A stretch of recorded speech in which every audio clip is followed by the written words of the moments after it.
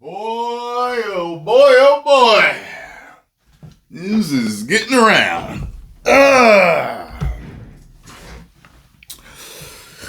Are you ready, folks? Let's check this out. The thing about first impressions is that you only ever get to make one, and never is that more true than the world of big budget filmmaking. Yeah, he actually made a good impression with me, though. His first impression, was Guardians of the Galaxy. I guess if you want to see the real first one, didn't he write, or partly write, Dawn of the Dead? I thought that was a good movie. I thought the combo of him and Zach was pretty good. And then I got, Guardians of the Galaxy. I enjoyed it so much. I bought it on 3D Blu-ray for my 3D TV. I was really into 3D at that time. Still am, but they're not really making them anymore. Makes me feel bad and sad. But he gave me a first good impression. Not on Superman, but a first good impression. So I was hoping that would continue with everything, but I'm kind of like half and half with the man now, But I still like his work. It seems like only yesterday that James Gunn was being hailed as the saviour of DCU film, taking over a struggling franchise that had failed to launch as a dark and edgy Marvel alternative under Zack Snyder, failed to reorganize itself under a trio of girl bosses when that fad came and went like a fart in the wind, and even failed as The Rock's own personal vanity project, pretty much signalling the end of his decade of box office domination. But a saviour had arrived in the form of James Gunn, the visionary director of Guardians of the Galaxy and, other stuff. Sure, he might have dismissed arguably the most popular actor to play Superman since Christopher Reeve, literally weeks after he announced he was returning to the role. Sure, he cancelled every upcoming project except anything that starred his wife, and made sure to give his brother a major role that he totally didn't deserve. And sure, he was arguably a one-trick pony who tried to make every movie into Guardians of the Galaxy, but just don't think about it too much. Just keep telling yourself that James Gunn's amazing and everything's gonna somehow work out fine. You sure about that? You sure about that? But it turns out that everything didn't work. Yo, that's one of my favorite clips of all time. I have got to see that entire show. Out fine. The James Gunn honeymoon period is well and truly over now. The enthusiasm has died down, and after one underwhelming movie and two disappointing TV shows, the whole world's... I'm hearing people are mad about Peacemaker Season 2. I haven't finished it yet. Trust me, I'm playing on it. But I just keep hearing it so bad. It started bad and ended bad and just... Oh boy. Seems to be coming to the same realization. This whole James Gunn thing probably wasn't a good idea, was it? An article in Forbes a couple of days ago painted a grim picture of Superman's box office performance. Talked about With a that. total haul of 615 million worldwide, the movie cleared just over 300 million after all the distributor fees were paid, nowhere near the 350 million needed to cover production and marketing costs. This, dear viewer, is what we call a flop.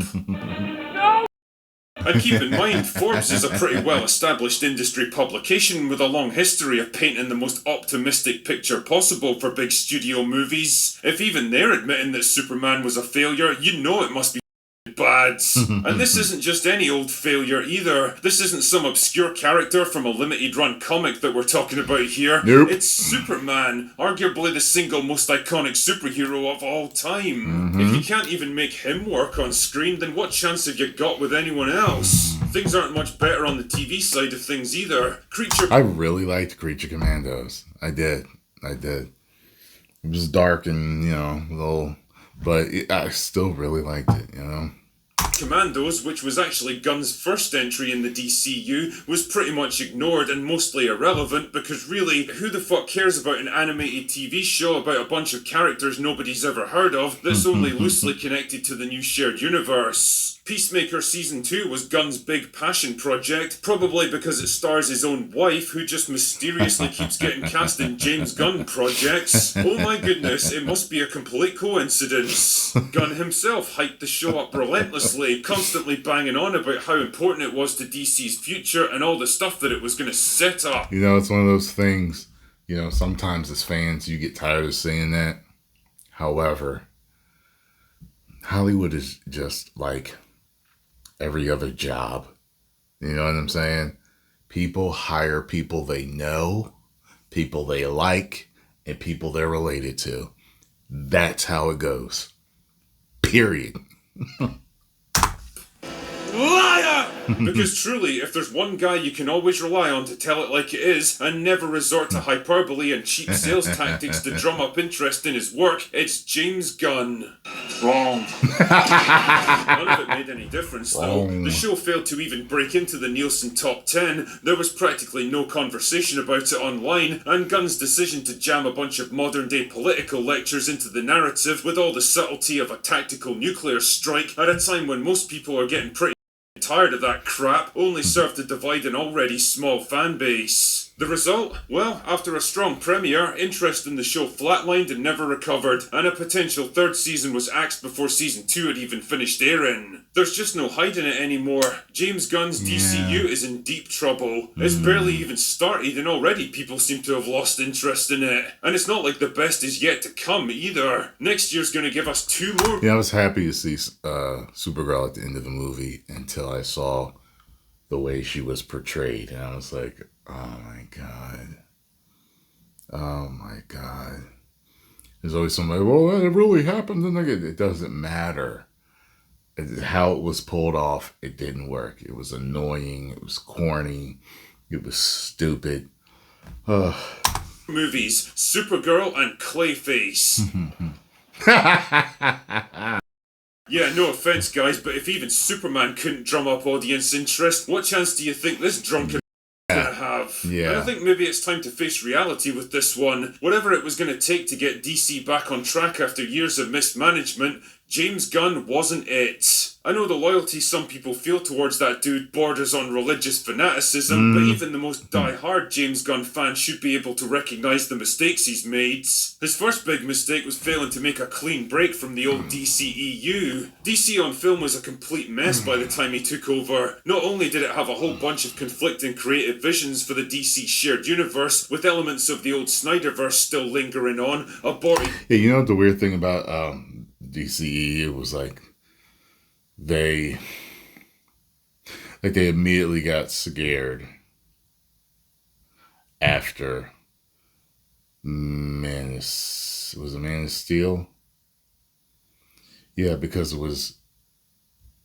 I believe it profited, but it wasn't as big as they wanted it to be. They wanted it to be like $1 billion movie.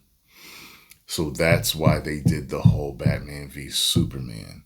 They wanted to be like, okay, well, what are we going to do to compete with, And I heard that Marvel even had made changes because of them hearing about DC doing the Justice League ASAP. So they wanted to do certain things. I was just like, God, they started running their own race, man, especially DC.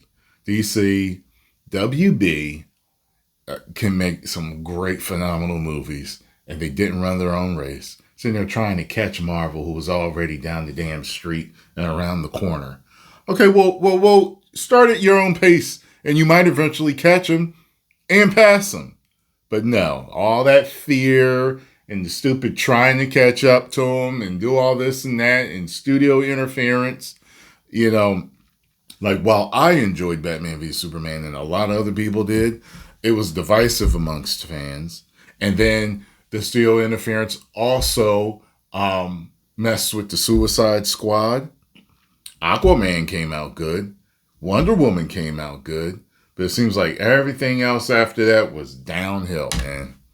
characters and discarded plot threads lying around everywhere, questions about whether Henry Cavill would return as Superman, no fewer than 3 different versions of Batman active at the same time, a Joker spin-off that was disconnected from everything else, a Batman solo movie with a sequel still in the works, Suicide Squad and the Peacemaker spin-off that were personal projects of Gunn's, and even a Snyder cut of Justice League. Which is great.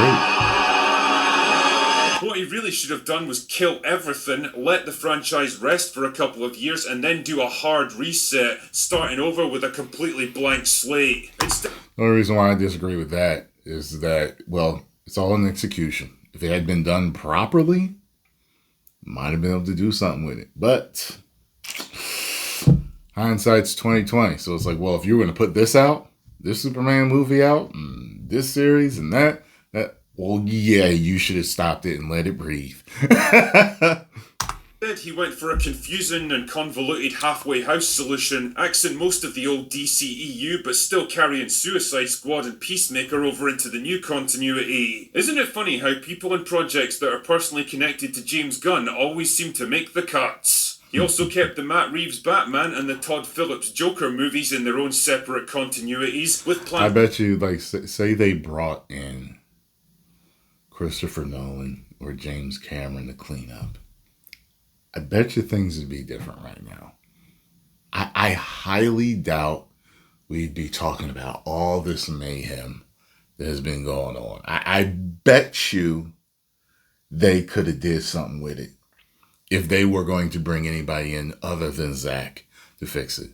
You know, because there was a lot of studio interference. I think if they hadn't interfered so much with him, I think if you let him come in and finish Justice League 2 and 3, I think they're going to be bangers. But it is what it is. To introduce his own version of Batman and Joker into the DCU. Son of a... Excellent stuff, James. That's not going to be confusing for general audiences at all. The point is that instead of the hard reset that was desperately needed, all we really got was just another rushed, poorly thought out course change from a studio that was too timid to make hard decisions, too impatient to wait, and too stupid to know what to do with its own IPs. No wonder audiences weren't buying into it. There's no reason to believe this version's even going to be around in a few years, so what's the point in getting invested in it? His second big mistake was inserting his own creative sensibilities into every project. James Gunn definitely has talents as a writer and director, but the problem is those talents are focused in a very narrow range, and instead of hiring other people who might be better suited to a project, he instead tries to make everything work his way. Watch any James Gunn movie or TV show and you've pretty much seen them all because they all adhere to the same basic formula. A bunch of flawed but likeable misfits are forced to team up and have to work together to take down some big overarching threat. That's what's been feeling becoming like. a kind of dysfunctional family along the way. Usually accompanied by a lot of snarky, self-deprecating humour, incongruous pop music that underscores big action set pieces, and a troubled protagonist with a dark past. It's fine for what it is, I guess, but once you've seen it 5 or 6 times, well, it starts to get old real fast, and it really underscores how the guy's writing sensibilities peaked like 10 years ago and haven't moved on since. More importantly, it's not a formula you can apply to every situation, and Superman was a perfect example of that. You can see how hard he was trying to bend the character into the classic James... Yeah, I don't know why it was called Superman. It should have been called Superman and the Funky Bunch. That's what it should have been called, because I feel like it wasn't a Superman movie. Gunn mold, but it just wasn't working because Superman was fundamentally incompatible with his style of writing. And when they were fighting, it should have been like,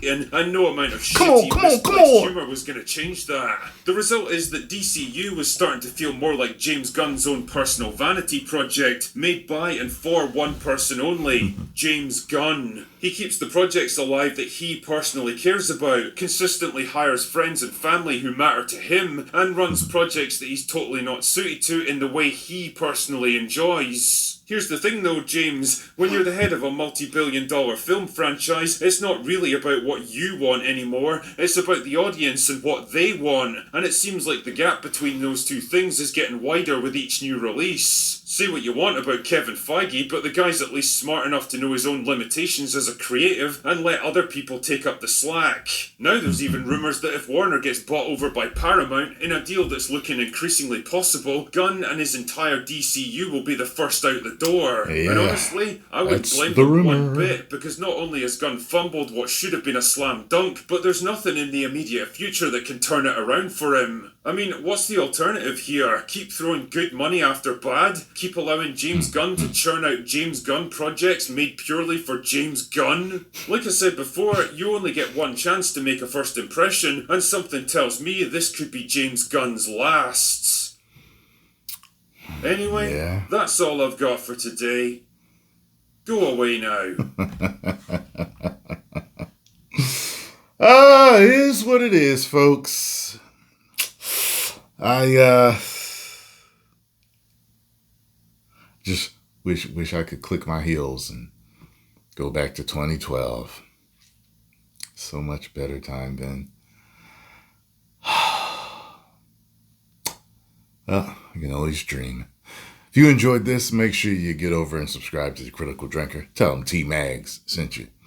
And if you enjoyed my reaction and thoughts, make sure you hit the like button, subscribe, and share right here. 10 million subscribers.